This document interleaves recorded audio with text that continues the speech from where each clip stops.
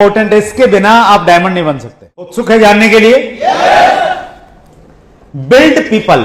Build people का मतलब क्या हुआ? लोगों का निर्माण करना है। लोगों का निर्माण कैसे करना है, उस टॉपिक पे हम लोग आ रहे हैं। Duplication, how to build people और लीडर्स। टीम बनाने से बात नहीं बनेगी, टीम में से कुछ लोगों को अपने जैसा लीडर बनाना पड़ेगा, उनको बिल्ड करना पड़ेगा। हमारे जो कोर्स 8 कोर्स स्टेप हैं, 8 कोर्स स्टेप में एक स्टेप है लर्न, टीच, डुप्लीकेट। मैंने इसमें एक शब्द और ऐड किया है, डू। ये कहता है कि आपने सबसे पहले चीजों को सीखना है, लर्न, डू, फिर उसको खुद करना है। जो सीखा है उसको खुद करना है, और जब आप खुद करने लग जाएंगे उसके बाद में आपने टीच, उसको अपनी टीम को सिखाना है। और इस तरीके से सिखाना है कि वो भी आगे सिखाने लग जाएं, आपको डुप्लीकेट करने लग जाए। डुप्लीकेशन को मैं डायरेक्ट सेलिंग की आत्मा मानता हूं। जैसे मनुष्य के शरीर में आत्मा का इंपॉर्टेंस स्थान है ना सबसे ज्यादा, उतना ज्यादा इंपॉर्टेंट डुप्लीकेशन का है। डुप्लीकेशन के बिना आप सरवाइव नहीं कर पाएंगे, आप परेशान हो जाएंगे। Y duplication? डुप्लीकेशन क्यों जरूरी है? डुप्लीकेशन का मतलब समझ गए आप? डुप्लीकेशन का मतलब हो गया कि जैसे आप हैं, एज इट इज, आपकी तरह काम करने वाले, आपकी तरह सोच वाले लोगों को अपनी टीम में तैयार करना। हूबहू, बिल्कुल वैसा ही वर्किंग स्टाइल, वैसे ही बातचीत, वैसा ही विजन, वैसा ही एटीट्यूड, सब कुछ वैसा का वैसा, वैसे लोग टीम में तैयार करना, उसको बोलते हैं डुप्लीकेशन। तो डुप्लीकेशन क्यों जरूरी है? Direct selling is not for super heroes. Direct selling super hero के लिए नहीं बना है। सुपर हीरो कौन होता है? जो सारे काम खुद ही करता है। हेलो, सुपर हीरो के लिए नहीं है डायरेक्ट सेलिंग। क्योंकि अगर आप सुपर हीरो बनेंगे, सुपर हीरो बनके आपका जो परफॉर्मेंस चार्ट है, आपकी जो परफॉर्मेंस है, जो आपके जो एफर्ट्स हैं, पर्सनल एफर्ट्स, वो ऐसे बढ़ेंगे। और एक दिन काम करते करते जब आप थक जाएंगे, हार जाएंगे, फिर आपका जो एफर्ट्स है वो धीरे धीरे कम आने लग जाएंगे, क्योंकि आपकी पर्सनल परफॉर्मेंस की एक लिमिट है। तो इसलिए ये जो रिजल्ट्स हैं ये बढ़ते रहें, उसके लिए जरूरी ये है कि हम डुप्लीकेशन पे काम करें। It doesn't matter how much of a great leader you are. इससे कोई फर्क नहीं पड़ता है कि आप कितने बड़े लीडर हैं। Success depends on how many leaders you created. आपकी सफलता इस बात पर निर्भर करेगी कि आपने अपनी टीम में कितने लोगों को क्रिएट किया है, कितने लोगों को डेवलप किया है। Remember, leaders will sustain your business, not followers. याद रखिए, आपके बिजनेस को लीडर्स ही बढ़ाने वाले हैं, फॉलोअर नहीं बढ़ाएंगे।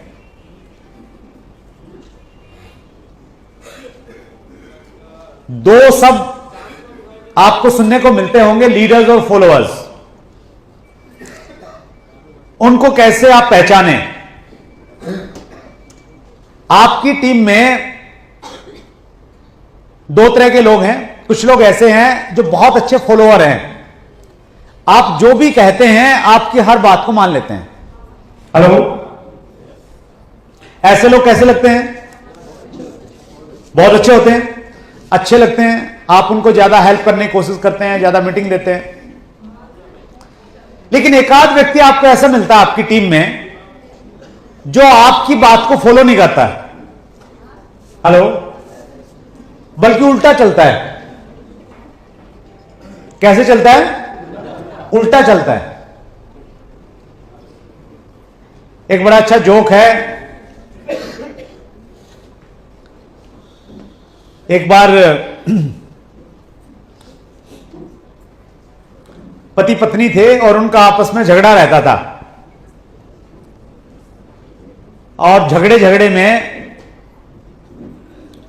जो पति था वो गुस्से से घर से बाहर चला गया और शाम तक जब नहीं आया, इधर उधर देखा, मालूम चला कहीं कुछ पता नहीं लगा, तो किसी ने कहा कि वो नहर की तरफ गए थे। तो वो महिला अपने 2 बेटों के साथ में, बेटे भी उसके जवान हो गए थे, तो उनको लेके नहर की तरफ गई। और नहर की तरफ जब गई तो वहां पे उन्होंने देखा कि नहर के किनारे चप्पल निकली हुई हैं और उन्होंने कहा कि चप्पल तो तुम्हारे पापा की हैं। तो उनको लगा कि कहीं नहर में कूद तो नहीं गए गुस्से में, तो लड़के भी नहर में कूदे उनको ढूंढने के लिए। तो वो लड़के उस दिशा में ढूंढ रहे थे जिस दिशा में पानी बह रहा था। तो उनकी मम्मी ने बोला कि उधर मत ढूंढो, उधर नहीं मिलेंगे। बोले तुम दूसरी साइड में ढूंढो, अपोजिट डायरेक्शन में जाओ। बोले अपोजिट में कैसे मम्मी, जहां पानी बह रहा है उस साइड में तो गए होंगे। बोले तेरे पापा आज तक सही दिशा में तो कोई काम नहीं किया उन्होंने, हमेशा उल्टे ही चलते हैं। तो यहां पे भी उल्टे गए होंगे, उधर ही ढूंढो, उधर ही मिलेंगे कहीं। तो आपको भी लगता है कुछ लोग ऐसे आपकी टीम में हैं जो हमेशा उल्टा ही चलते हैं? Without duplication direct selling is difficult then job and traditional business बहुत मुश्किल हो जाएगा। You can't survive without duplication, इसके बिना आप सर्वाइव नहीं कर सकते। अब आते हैं स्टेप फॉर डुप्लीकेशन।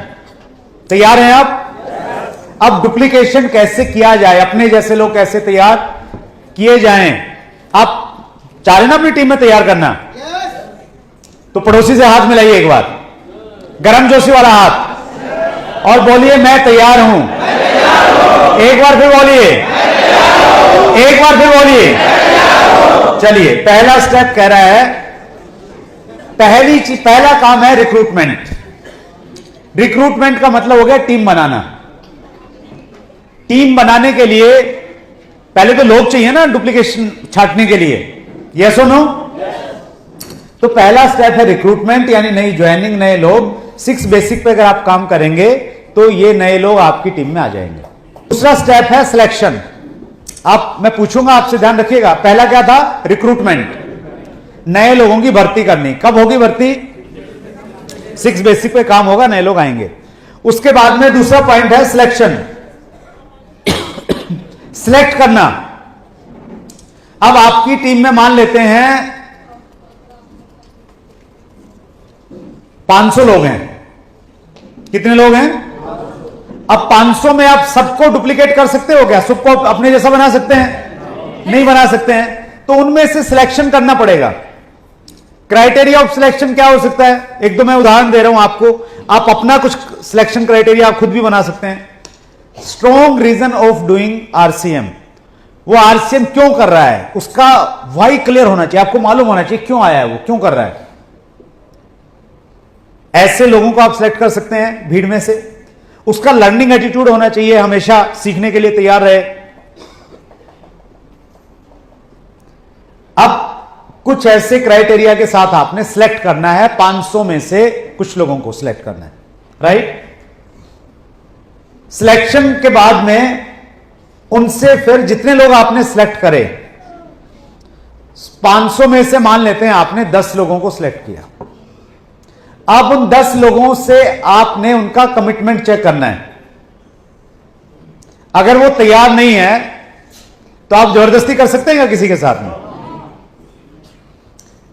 एक कहावत है चाइनीज की, 10 लोग मिलकर जबरदस्ती करके घोड़े को पानी तो पिला सकते हैं, नहीं सॉरी, घोड़े को तालाब के किनारे तो ले जा सकते हैं, लेकिन पानी नहीं पिला सकते। तो पानी पीने के लिए क्या चाहिए? इच्छा शक्ति चाहिए। तो वो जो 10 लोग आप छांटे हैं आपने, उन 10 से आपने कमिटमेंट लेना है। क्या कमिटमेंट लेना है? उनको इन्फॉर्म करना है एक तो कि भाई मैंने अपनी टीम से ऐसे 10 लोग छांटे हैं और मैं 15 दिसंबर को मीटिंग में गया था, एलडीपी में गया था, और वहां पे ऐसा ऐसा एक टॉपिक डिस्कस हुआ, तो मुझे लगा कि मैंने कुछ लोगों पे काम करना है और 10 लोगों में से एक आपको मैंने छांटा है। तो क्या करना है? इन्फॉर्म करना है। Are you willing to be accountable and consistent? और उनसे कमिटमेंट लेना है कि क्या आप अकाउंटेबल रहेंगे। अकाउंटेबल का मतलब यह हुआ कि जो काम आपको सौंपा जाएगा, जो बोला जाएगा, उसको करेंगे, निभाएंगे उसको पूरा, और कंसिस्टेंट रहेंगे। लगातार एक हम प्रक्रिया पे काम करेंगे, क्या उसको आप फॉलो करने के लिए तैयार हैं? अगर आप तैयार हैं फिर तो मैं आपका नाम लिखता हूं, अगर आप नहीं तैयार हैं तो फिर मुझे और किसी का नाम लिखना पड़ेगा, बड़े पोलाइट वे में, धमकी देके नहीं। अगर तैयार है तो ठीक है, नहीं फिर दूसरे का लिख लूंगा, ऐसे वाला एटीट्यूड नहीं। तो एक सही एटीट्यूड के साथ में आपने उनसे कमिटमेंट लेना है। पहले क्या पहला पॉइंट क्या था बताइए? रिक्रूटमेंट, उसके बाद सिलेक्शन, तीसरा कमिटमेंट, और चौथा स्टेप आ गया, फिर आ गया ये आ गया टीचिंग। अब आपने उनको सिखाना है, जो 10 लोग हैं। सिखाना कैसे है? वर्क लाइक ए कोच, जैसे एक कोच काम करता है ना, स्पेशली स्पोर्ट्स का कोच, उसी तरह आपने काम करना है। कैसे काम करता है कोच? वो खिलाड़ियों की हर एक्टिविटीज को बहुत अच्छे से ऑब्जर्व करता है। क्या करता है? ध्यान से देखता रहता है, कॉपी पेन लेके, क्या स्ट्रेंथ है, क्या वीकनेस है। फिर क्या करता है? फिर करेक्ट देम, फिर उनको करेक्ट करता है। जब प्रैक्टिस खत्म हो जाती है फिर वो अकेला काउंसिल करता है उनको कि आपने ये अच्छा करते हैं, ये बुरा करते हैं। उनकी वीडियो देखता है गेम की, और वीडियो देखने के बाद फिर बताता है उनको कि ये तुम्हारा पॉइंट है, तो उनको करेक्ट करता है। Have faith in your leaders, वो अपने खिलाड़ियों में विश्वास रखता है। Make their business profitable. तो ये 4 काम आपने करने हैं। सबसे पहला, ऑब्जर्व देम। ऑब्जर्व देम का मतलब ये हुआ कि वो जो 10 लोग हैं ना, जो आपने छांट लिए, जिनका कमिटमेंट ले लिया है, आपने उनकी हर एक्टिविटी को ऑब्जर्व करना है। वो कैसे प्लान दिखाते हैं, फॉलोअप उनका सही है या नहीं है, स्टार्टअप सही है या नहीं है, पूछना है कि आप स्टार्टअप कैसे करवाते हैं, तो बताइए। वो किस समय सोते हैं, किस समय उठते हैं, किस समय नहाते हैं, हर रोज नहाते हैं या 3 दिन में नहाते हैं, हेलो, कितने टाइम खाना खाते हैं, सब कुछ आपके मालूम होना चाहिए। इतनी बारीकी से आपने उनको चेक करना है।